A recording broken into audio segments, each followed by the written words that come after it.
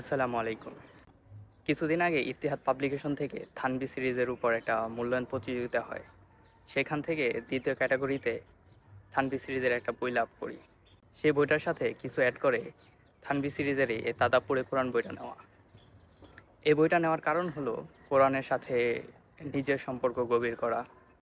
তাছাড়া কোরআনের একটা গুরুত্বপূর্ণ হক হলো কোরআনের আয়াতগুলোকে নিয়ে তাদাব্বুর করা, অর্থাৎ চিন্তা ভাবনা করা। আর তাদাব্বুরের ক্ষেত্রে এমন আলেমকে অনুসরণ করতে হবে যার মধ্যে কোরআন ও সুন্নাহর গভীর ইলম রয়েছে, সালাফদের বুঝ রয়েছে এবং যিনি তাজকিয়ায়ে নফস, নর্মতা ও খোদাভীরুতার মতন গুণ যার মধ্যে উপস্থিত আছে।